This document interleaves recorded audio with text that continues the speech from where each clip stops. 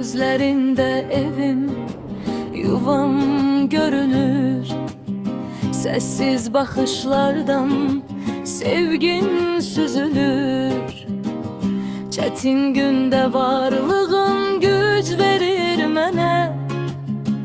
Məhəbbətle yol açtın her yeni güne.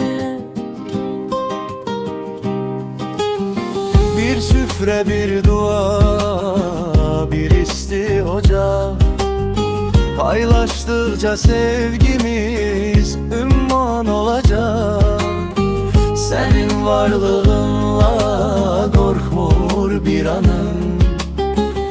Ümitle açılır gelen sabahım.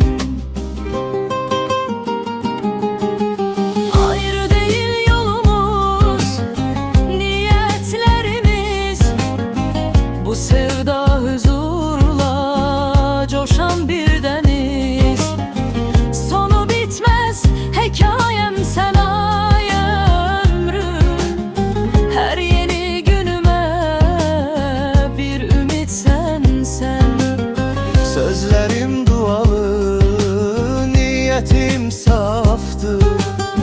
Ömrümde olmağın bir rahatlığıdır. Bugün ömrüne yeni yaş geldi. Arzularım seninle göylere erdi. Her yeni yaşımla yanımda ol sen. Her zaman süfrenin başında ol sen.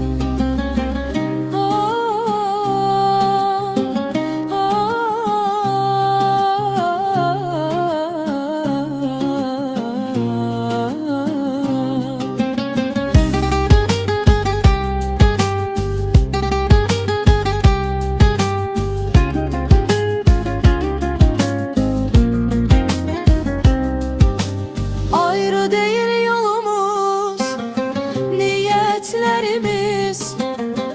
Bu sevda huzurla coşan bir deniz. Sonu bitmez hikayem sen ay ömrüm. Her yeni günüme bir ümit sen. Sözlerim dualı, niyetim saftır. Ömrümde olmağın bir rahatlığıdır. Bugün ömrüne yeni Yaş geldi, arzularım seninle göylere erdi. Her yeni yaşınla yanımda ol sen. Her zaman süfrenin başında ol sen.